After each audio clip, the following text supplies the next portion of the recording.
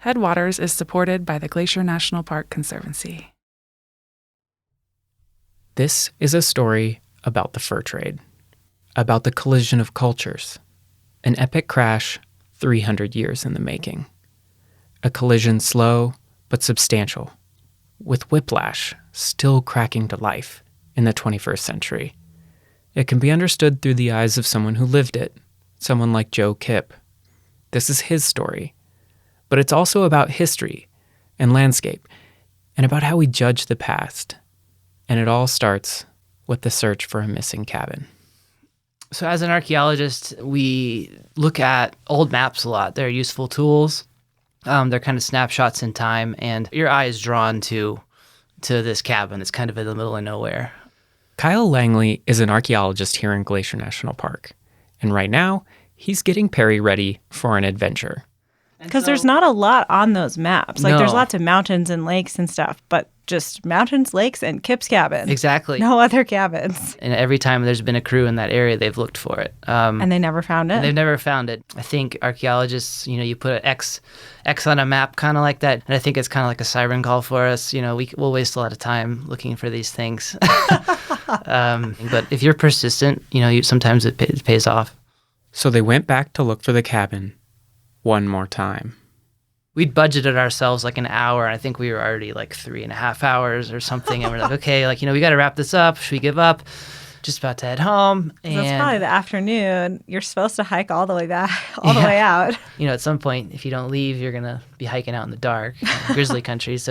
But just happened to take a peek in the right batch of trees and found the remnants of a forge, like an old portable forge. And that was pretty much, we knew right then and there, that was where Kipp's cabin was. Wow.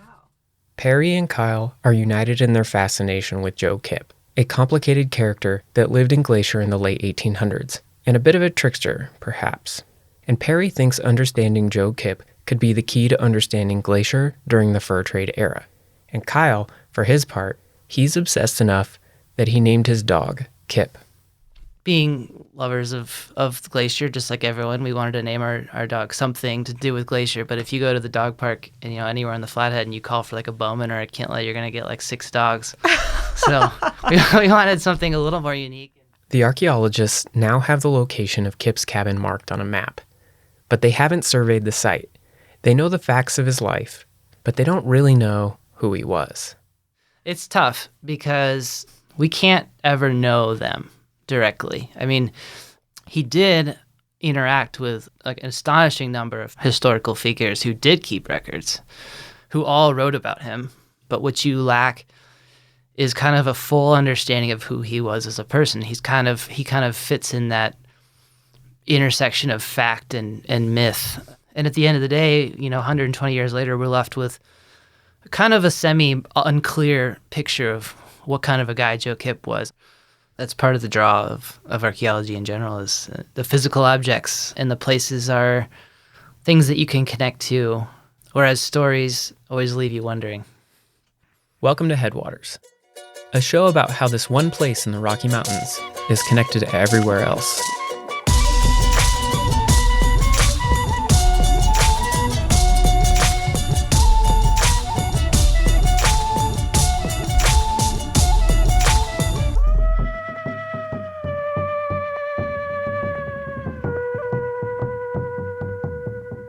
This is Season 3, Becoming. It's a collection of stories of how the American West became what it is today. I'm Daniel. And I'm Perry. All right, Perry. Today we're talking about the fur trade. Tell me what we need to know to get started. Well, our main character here is Joe Kipp. He was born around 1850 and died in 1913. So his life spans this really dramatic time in the Rocky Mountains and in the fur trade. He is of mixed descent. He's half white and half Mandan, and he makes a living doing pretty much everything a person could at this time. And so, Perry, you would argue that he's still relevant today. Yeah, for sure. Joe Kipp is one of the most important figures in Glacier's past, in my opinion, but one whose name you almost never hear. But he does come up, in some dark moments of Montana's history as well. And I feel like his role, it's not always clear. Definitely. One example is in the negotiations over the ceded strip, which was Blackfeet land and is now the east side of Glacier National Park. You can learn more about that in the Two Medicine episode from season 1. Yeah, and that's still a sensitive topic today. So tell me about Joe Kipp's involvement in these negotiations. Well, on the one hand, he probably stood to profit if the land was sold to the government and opened up for mining and tourism. But on the other hand, he was married to a Blackfeet woman, and he lived most of his adult life on the Blackfeet reservation, and he was really involved in that community. So it's hard to say from here whose side he may have been on in those negotiations. Throughout this story, I've really kind of struggled with our ability to look back and make moral judgments about people from the past. My hope was that diving into this story and finding a tangible connection with Joe Kipp would help me sort through this, and it definitely ended up changing how I see this place. There's right and there's wrong. You gotta do one or the other.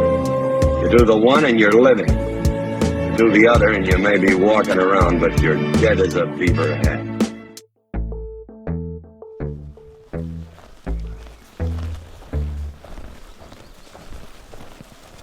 It's a warm summer morning, and Michael, Gabby, and I have joined Kyle and Brent, the archeologists, on a backpacking trip to finally survey Joe Kipp's cabin.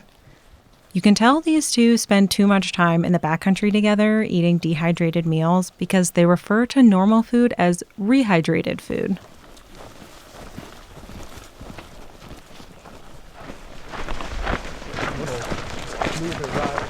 What would you be most excited to find?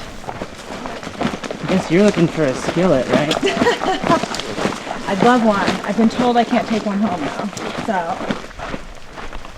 I'm kind of obsessed with cast iron cookware. I don't know whether it's their history, their beauty, that they last forever, or that I just like to cook in them, but I adore old cast irons. And if I get to touch one artifact, one thing of Joe Kipp's, I hope it's a skillet.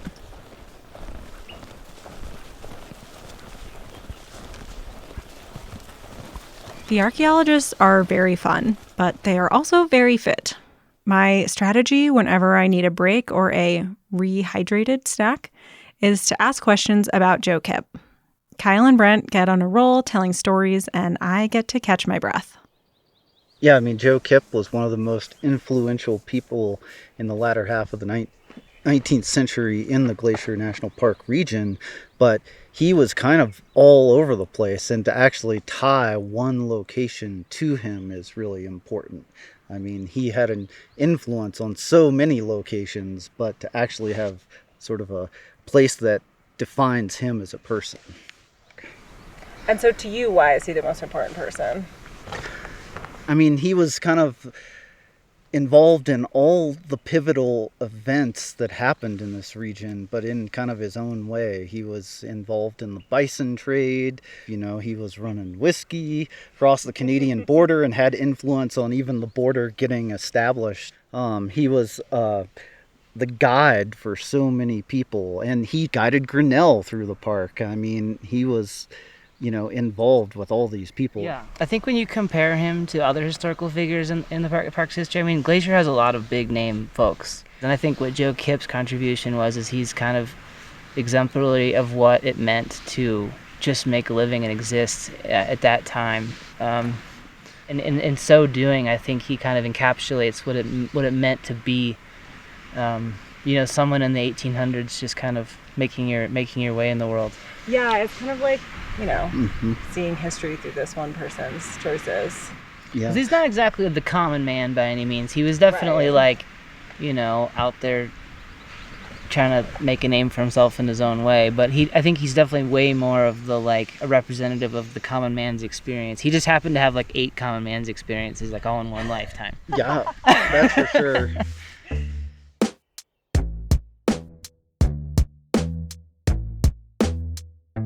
Hey, Perry, I think we need to do a little fur trade 101 here.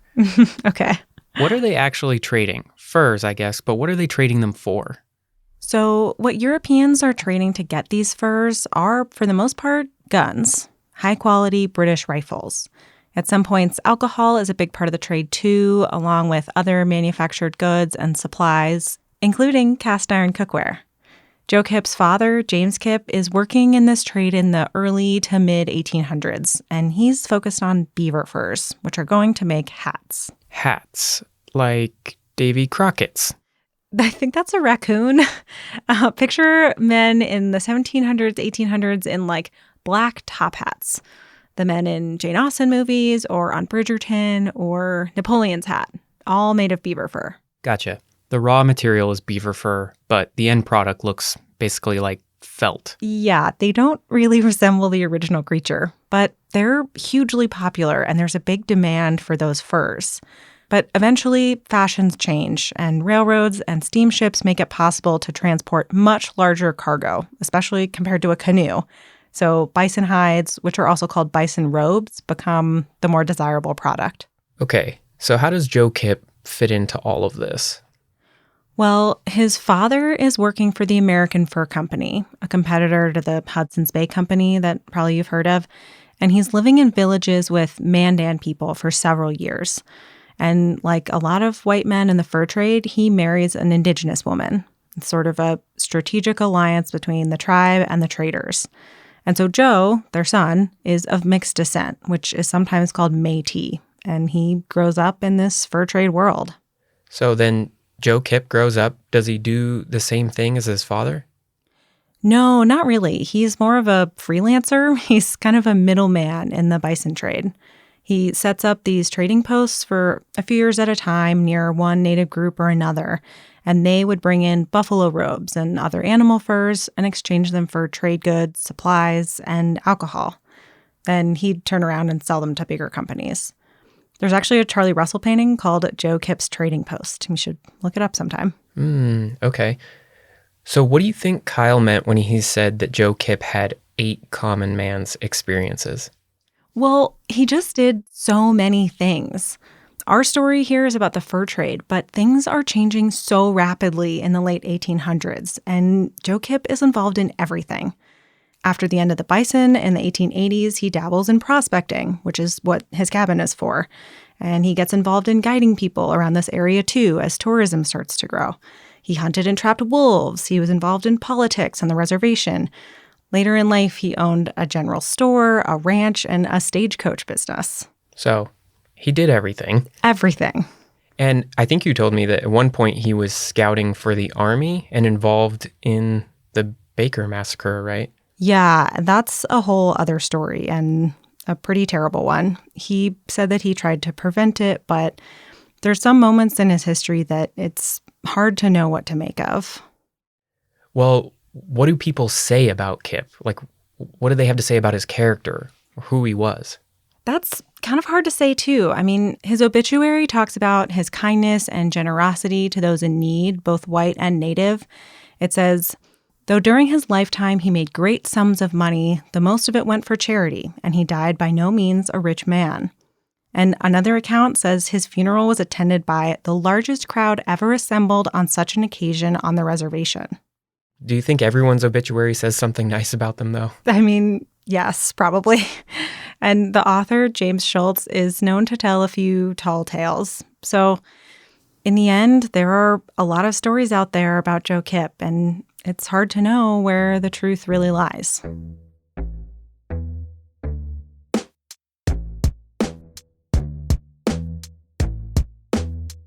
So my name is Rosalind Lapierre, and I'm a member of the Blackfeet tribe, but I'm also Métis. My family has been in what is now Montana for many generations, including my Métis side as well. And I am a historian, an environmental historian. You know, as a kid, it's just history is this set of facts and dates, and you learn it.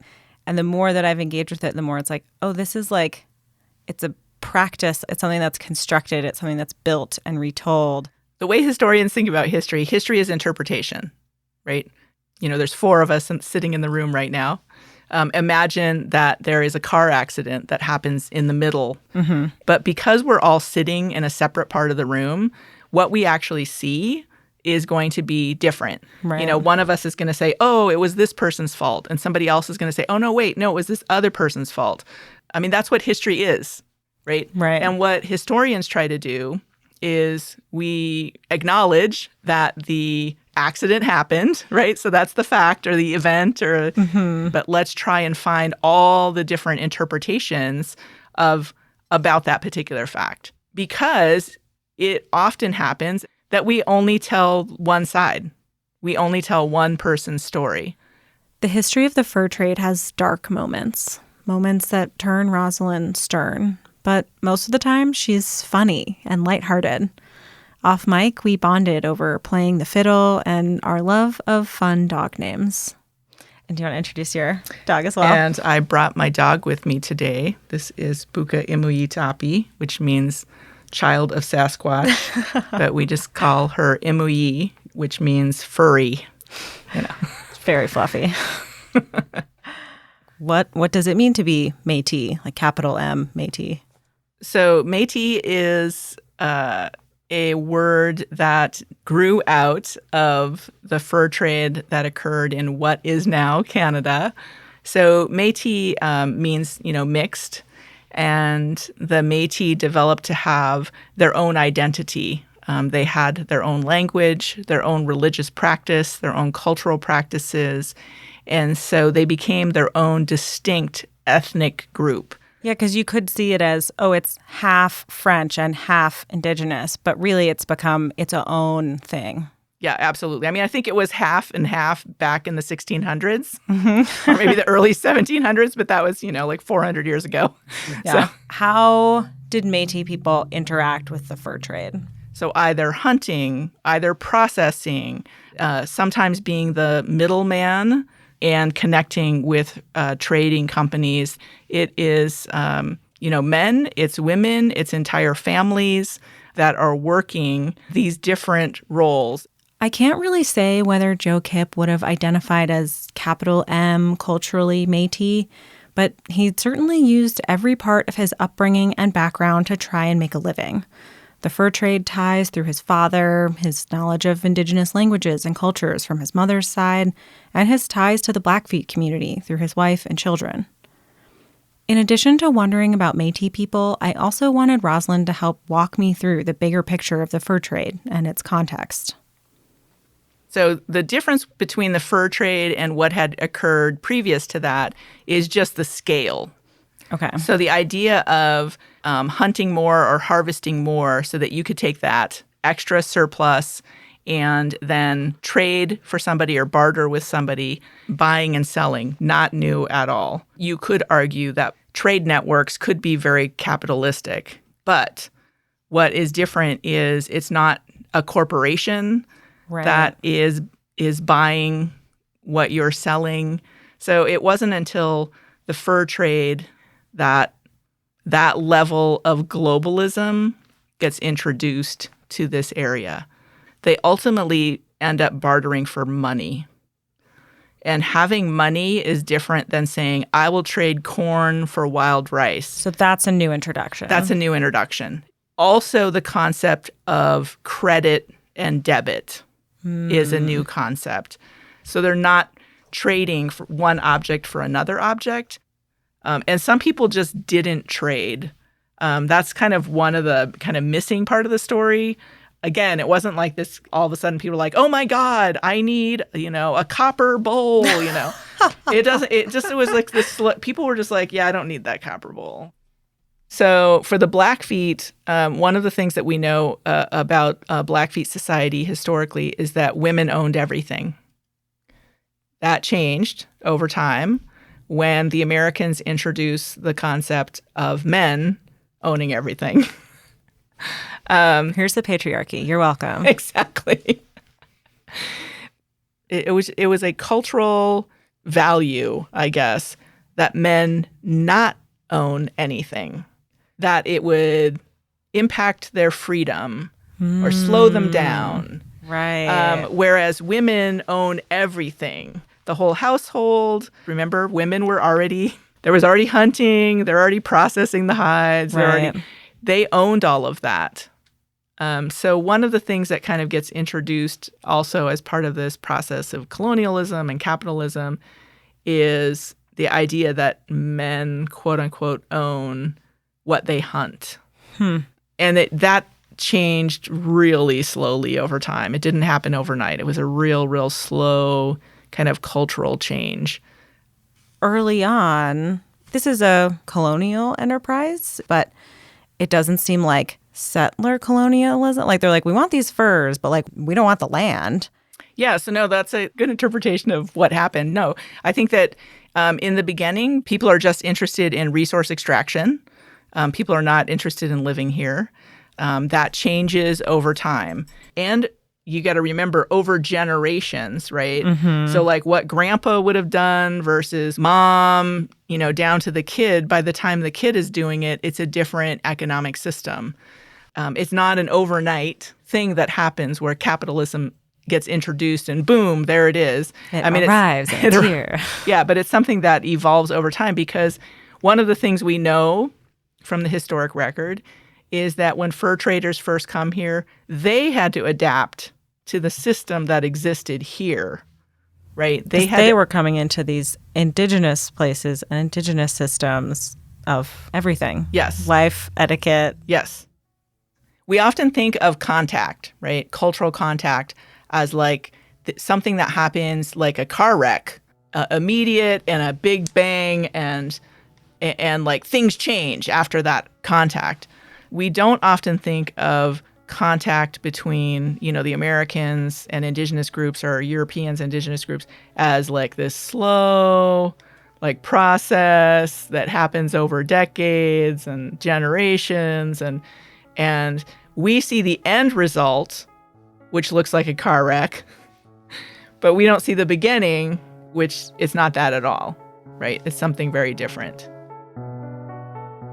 So one of the things that is really different with the way that the Americans and the U.S. government dealt with indigenous people was they did not see anything wrong with coming and outright stealing indigenous land, outright stealing resources, and not thinking of it as somebody else's resources or somebody else's place. So when we talk about colonialism or we talk about capitalism, that system is based on a system of thievery. Even at that time, they know they're stealing from indigenous people. We think of capitalism as benign, right? We think of it just as an economic process. Right, the free market, it's this like non-active entity. Yes. I think we're not, as a culture, we're not very good students of history. History isn't the past. Not only are we making history every day, but also we are living with the repercussions of history from hundreds and thousands of years ago every day. Yeah, and I think that, this is one of those things that, will America ever come to terms with this? We will see.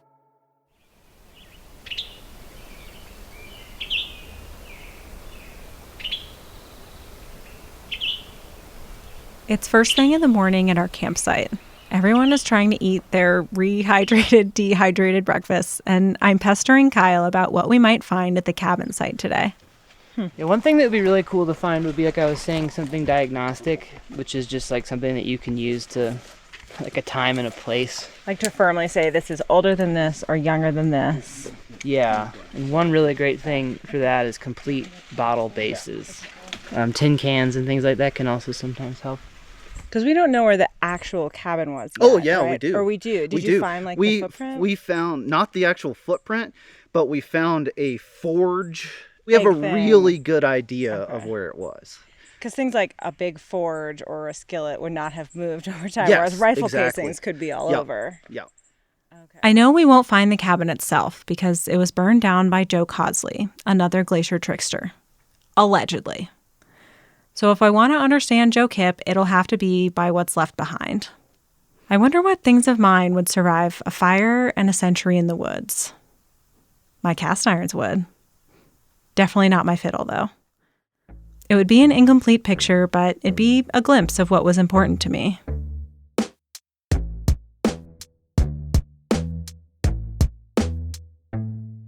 So we're talking about the fur trade today, right, Perry? Yes. But we're talking about it through one person. Yep, through Joe Kipp's story. Yeah. At least it's tempting for me is like, okay, I'm trying to understand this piece of history. I'm trying to understand this one person, and I want to understand them through the ethics and the morals of today. Yeah, I mean, any main character in a story, you're trying to decide how you feel about them. Is this person the hero or the anti-hero? Right, fit them into an archetype. Like, am I rooting for them? Am I not? How do I feel about this person? You do that to humanize history, and you put yourself in people's shoes. Like, would I do that? How would I feel if I did that? Sure. Well, tell us about Joe Kipp, Perry. So his family is very distinguished on both sides. He comes from a very prominent New York family, and the Kips Bay neighborhood in Manhattan is named for his family. Wow. Okay. I have family there. What? Yeah. Gabby, the Joe Kipp connections are everywhere. And his mother is the daughter of a Mandan chief named Four Bears, who's also quite a character.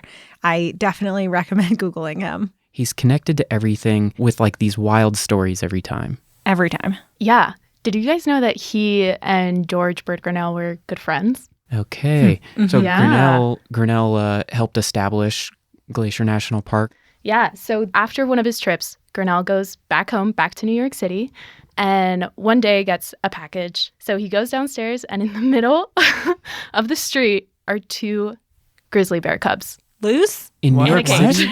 What? Yeah. That's the package. And he didn't even need to see a note Delivery for you. or any information. He knew. He just knew it was from Joe Kipp. Which one of my friends would mail me bear cubs? Why? Why did he send him bear cubs? That's a great question, Michael. A question we all kind of still have. It's not totally clear, but Joe Kipp had a trading post, and behind one of his trading posts, he had two pet grizzly bear cubs. And so George Grinnell was like, I love some bear cubs. He must have said something, and so then Joe Kipp just mails them to New York. Okay. But they were safe. They made it safe, and they ended up at the Central Park Zoo. Okay. Maybe Joe Kipp just thought better of having two adult grizzly bears out back of his store. I think maybe he saw that they were growing and growing fast. Okay, so he's a kooky character. He's just involved in everything. He's doing business, and he knows the area really well.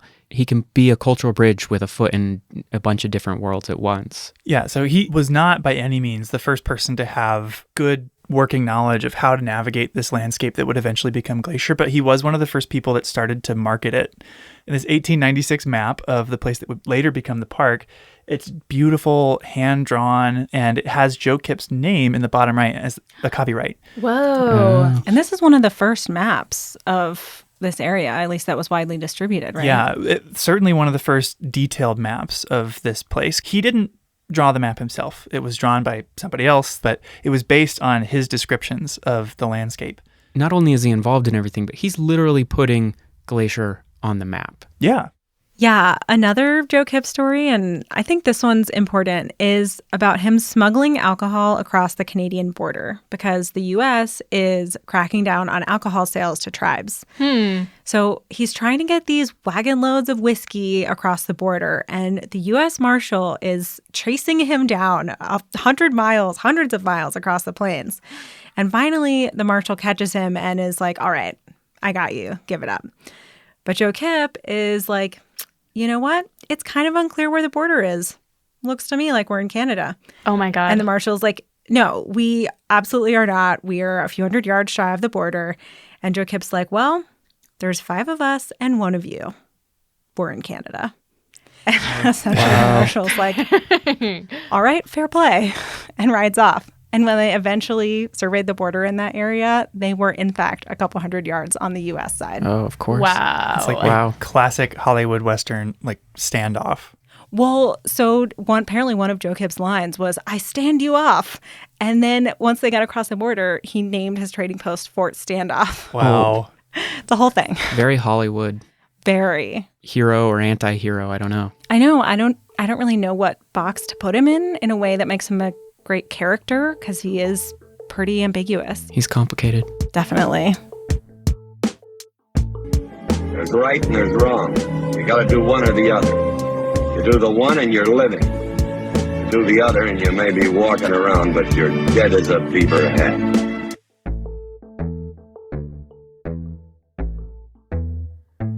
Joe Kipp is doing quite the balancing act in this era of rapid change, changing cultures, ecology, infrastructure, ways of life. Most of the time, it's impossible to know how he felt about this. But his obituary, written by James Schultz, has a rare quote. After the last bison were killed, Kipp apparently said, "I was born in the bison trade. I expected to die in the bison trade. The bison are gone, and I don't know what to do." This cabin is basically his plan B, or one of them anyway, trying to get by after the end of this system he'd made a life in.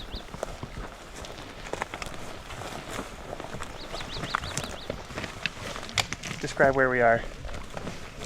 In a beautiful subalpine meadow, surrounded by subalpine fir and spruce. The morning light's coming up over the ridge. The ground is dewy. My toes are getting wet. I follow Kyle and Brent through patchy meadows and forest up toward the cabin site, and we all set our packs down. They get out their trowels, flags to mark artifacts, GPS unit, and the other tools of their trade. As we walk into a little clearing in the trees, the first thing we find is... It's a doorknob. I don't think we recorded this last time. We didn't see that last time. So that's kind of cool because that means there's a door somewhere. Yep. But so anyways, if you guys start peeking around in the woods, you start seeing all sorts of stuff. I think... You be archaeologist for the day? Yeah. Turns out I'm not a great archaeologist, but luckily I have professionals with me. Historic artifacts are protected though, so even with the pros, everything is left where we found it, including, of all things, a coffee grinder. Whoa. A coffee grinder, huh? Maybe. Oh yeah, that's totally it. Grind. It's a burr grinder.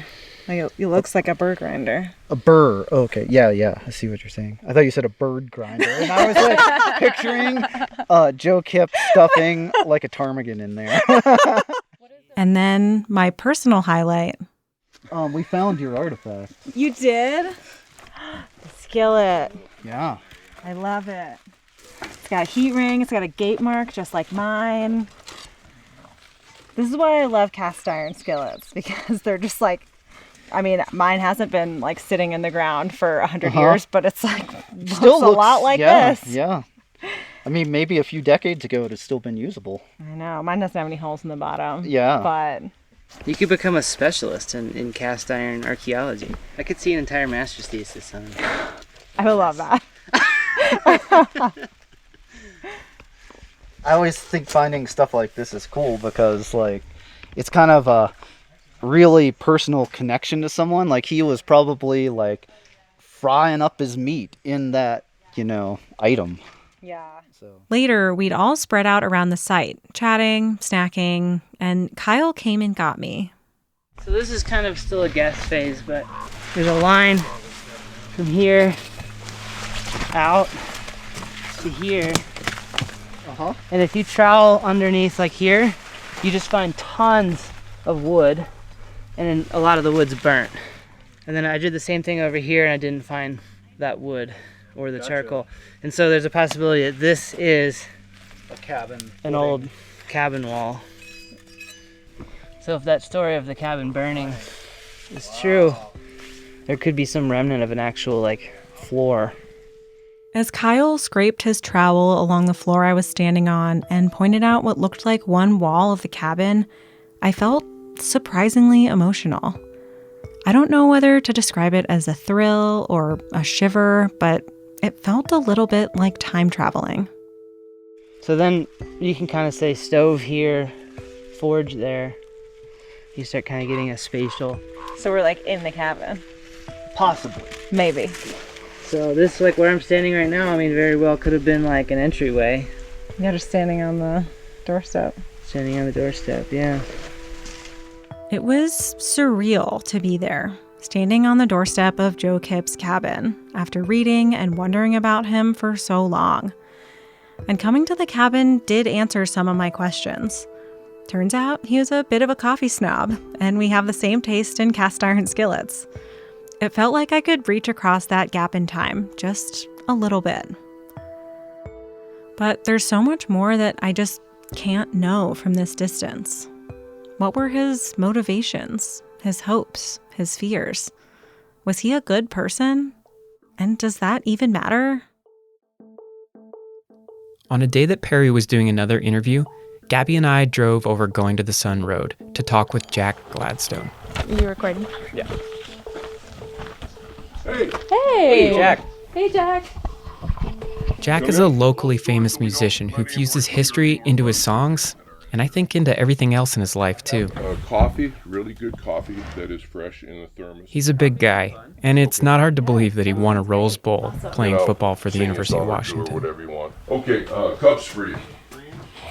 He calls his house the Buffalo Chalet, and he built it himself, of course. It's a Charlie Russell mug. Probably. So we're sitting on Jack's porch. Jack just walked out with his guitar. Yeah, we're on the Drinking porch some overlooking Lower St. Mary's Lake, and we're drinking a blend of deep dark roast. That's good. We are blends. Yeah. I am Jack Gladstone, a crossblood Blackfeet Indian, German-American, singer, songwriter, cultural interpreter, co-founder of Native America Speaks. We talked to Jack for hours. Sometimes I would ask him about his personal life, and he would answer with an obscure piece of history. Then other times, I would ask him about history, and he'd answer with an intimate story from his childhood. Mostly, we talked about his music, and two songs in particular that illustrate this era of the fur trade with extremely catchy lyrics. We started with his song, Hudson Bay Blues, which is all about the Hudson Bay Trading Company and the culture of shopping that it introduced to this region. So, in like 2 sentences, what is this song about to you? The introduction and the intrusion and the full manifest intoxication of the market or commercialism. Can you play a little bit of that? Oh, sure. Okay. You notice Gabby knows all your lyrics. Oh, I appreciate that.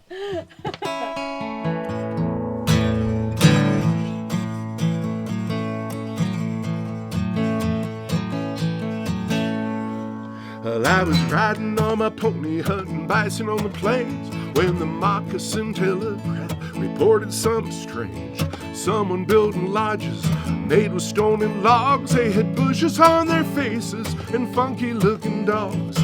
Loading off big... Pretty much in a hunting-gathering society, most everything that you utilize is taken from a relatively local chain. When the smoke was over, they said, we've got a gift for you that'll fill your head with visions, make you strong and happy too. Didn't quite know what to think before we drank that rum. It's firewater, devil, starter, rabbit on the run. God is ready. When the first white men were perceived by our people, we noticed they had incredible powers. Napi is the trickster. Napikwan would translate to trickster men. And the Napioki is the alcohol, and would convert a person into this trickster man that seemed to be a little bit more full of the 7 deadly sins. Silver bells, tallow candles, sugar flour, dark molasses, colored beads, looking glasses, pale ale, gin and brandy, fine wine and hard rock candy. Ride through service was awful handy. Oh, we couldn't stop shopping. But I don't take a value judgment. I do recognize the pernicious nature, the potential pernicious nature of the capitalist system, unfettered, unregulated, without a conscience. Don't talk about your freedom if your freedom is collapsing the life support system. Ladies and gentlemen, boys and girls, cowboys and Indians, in the 21st century, Kmart, Walmart, Target, Shopko, Sam's Club, yes, even Costco.com are nothing more than fur trading posts on steroids. Now we got spandex gore-tex. I think the big question is not whether the shopping culture and the fur trade and everything that it brought was positive or negative. The big question is what we do to bring pleasure and economic gain. Is that a sustainable activity? We can't stop shopping, the Hudson's Bay Company.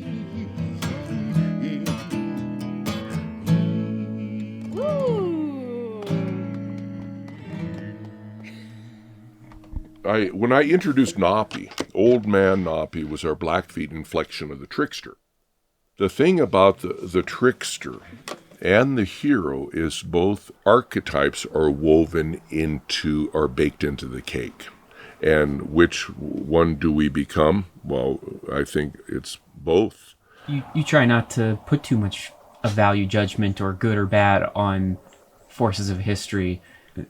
In this case, it seems like you've seen the bad brought by Hudson Bay introducing alcohol. Geez, I that was my first traumatic experiences in my life, was the confusion when my dad came home with the uncles and his buddies, and they were drinking around, and there were fights and stuff in the middle of the night, and then what do you do when you're a kid? But that's Napioki. That's Napi's water.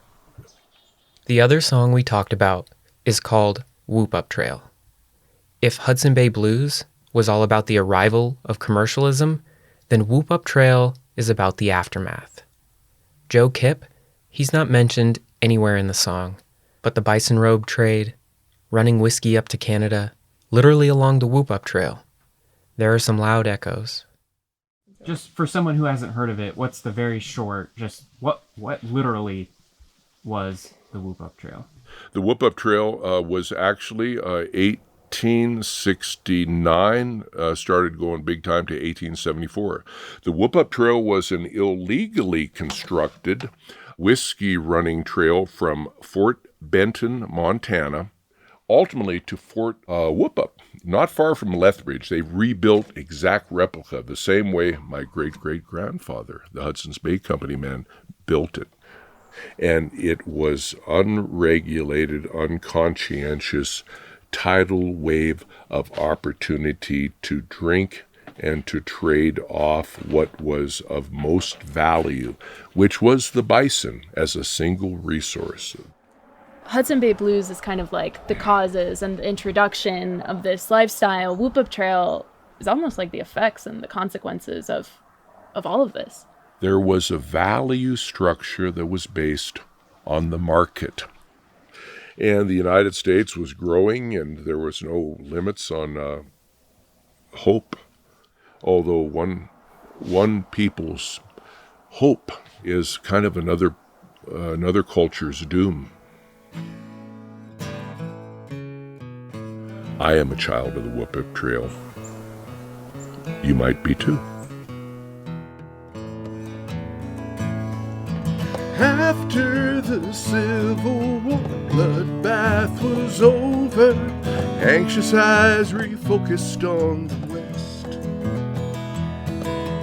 Gold fields were calling. Alcohol not only would get you a good return, but it would reduce your customer's power of reasoning and power of fairness. A buffalo robe that was not tanned or not processed was not value. I guess it took around a month of tanning that hide in order for it to be valuable. That could be gone with another couple drinks. Everything was melting down. For the Whoop Up Trail, I went bounding down the Whoop Up Trail.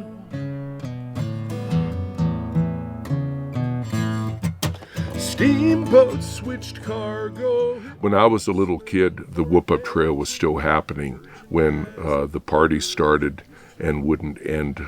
And there was a point, though, when there was violence and somebody was getting hit and somebody was bleeding, and that was the Whoop Up Trail, but not the historical Whoop Up Trail. U.S. authorities made law for the red man. The whiskey trading scabs were told to move on to the no law and order north of the line. No law and order up north of the border. That was the status of the situation. And a stupendously spectacular profit margin, understanding that essentially if the Blackfoot Confederacy extinguishes himself, it's much cheaper. No law and order up north of the line. We'll sell anything to any man. Gold is in the vault. What happens when the sun goes down? Hell, it's not our fault. Show me the money. Build me a rope mine. Gold is in the vault. What happens when the sun goes down? Hell, it's not our fault. Hell is not our fault. In other words, disclaiming any responsibility. They're the ones that are taking the drink. We didn't make them drink. The trickster stumbles off in drunken stupor. Lost is the freedom of 10,000 years. A sober reflection in history's glass. Looking down the whoop-up trail, we bounded down the whoop-up, children of the whoop-up trail.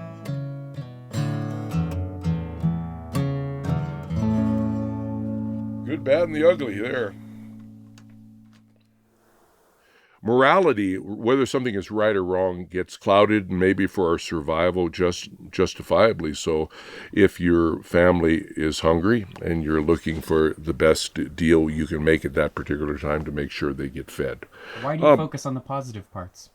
This political figure here or that general back there in history, they were human, of course. I don't demonize them anymore. That's something I could very easily do. You know, it's not a binary anymore. It's a spectrum. You're telling history of this area. You're telling a Blackfeet history. You're telling your family's history, and you're telling your personal history. Like, it seems like they're all kind of the same story. That water from the well is what I sip. There's a history behind everything, and that's some of the painful parts of doing the work that I do. At the end of our field day at Joe Kipp's cabin, we climbed up to a high point to take in the view.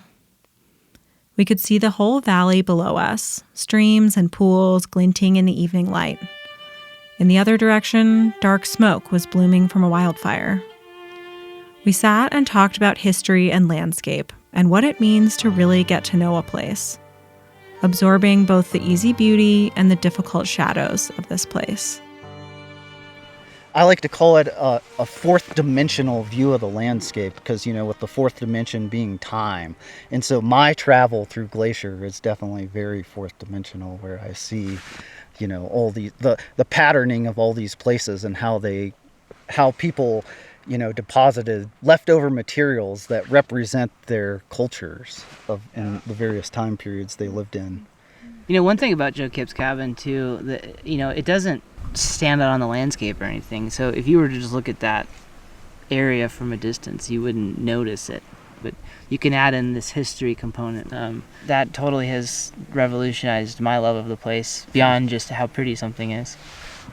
I was just thinking of how many times we've been in like some beautiful place and we're both just like staring at the ground. Yeah. Yeah. I know. I like sometimes forget to look up at the mountains. An occupational hazard. Yeah.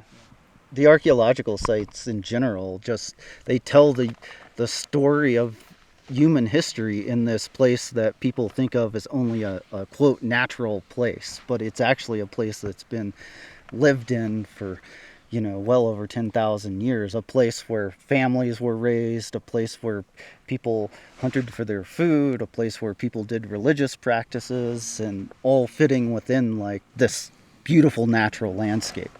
But so much of that human history is left out of the story that we tell here. I looked out at the same view I'd seen before, and this time I thought about all the people who'd come and gone from these valleys. Picked berries, made camp here, built a cabin, tried to make a living to feed their families. Instead of seeing this as somewhere remote, somewhere to get away from people, to feel solitude and isolation, I started to see it as a place with layers of human history and culture.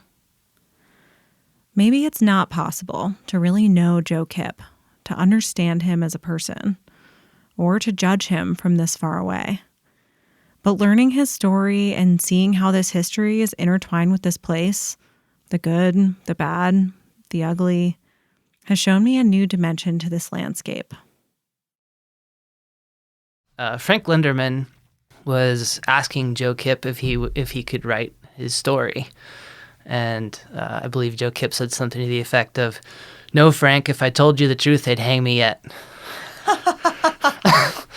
That's a good one. So I think even, Kipp admits at that moment that his life sort of flits between, ethical and moral and right and wrong. And we like to, in the modern era, sort of characterize people as being one thing. And I think Joe Kipp was probably a lot of things. No law and order up north of the line. Show me the money. No law and order up north of the border. Show me the money. No law and order go north of the line. Show me the money. A quick reminder, we looked at a lot of historic artifacts this episode, and we left them all where we found them.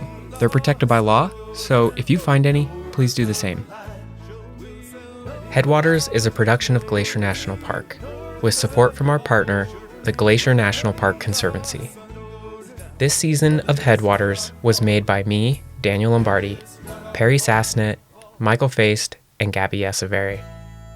Frank Waln wrote and performed our music, and Eric Carlson created this season's cover art. And for this episode, a special thank you to Kyle Langley, Sarah Foster, and Jack Gladstone. Thanks for all the coffee, Jack. Rosalind Lapierre, And her furry dog. of course, Ann Hyde, and all the producers of those dehydrated backpacking meals. We could not have made Season 3 without Lacy Kowalski or Melissa Sloddick, and Sierra Mendelko, Brent Rowley, Darren Lewis, the Glacier National Park Archives, and the Montana Historical Society. Thanks for listening. A sober reflection in history's class. Next time on Headwaters. We ask, who built the Great Northern Railway? It was a fourth transcontinental. It was unnecessary. It was ridiculous. My grandfather was one of those. His first job was actually working on a railroad crew in Cut Bank, Montana, in Glacier County. Who else but Americans could have laid 10 miles of track in 12 hours? That's next time on Headwaters. Hey, Andrew. Hey, Perry. Welcome back to the studio. Thanks. Nice to be here. So the Conservancy supports Headwaters, but you guys also support a ton of other projects in the park. Yeah. One I'd like to talk to you about today is the Pequanny Lands Service Corps, which is a project where youth from the Blackfeet Reservation and young adults, they get to build some really great job skills in conservation by working in projects in Glacier, in the National Forest, a lot of different lands around. It's a big partnership between a lot of organizations. And I think it's really special because we get some great conservation work done, but it also leads to careers in conservation for a lot of these students and young adults. And so it's great to see them finding their passion out there. That sounds like a really cool opportunity. Yeah, we're really excited to be a part of it. And if people want to learn more, where can they do that? They should check out our website. It's glacier.org.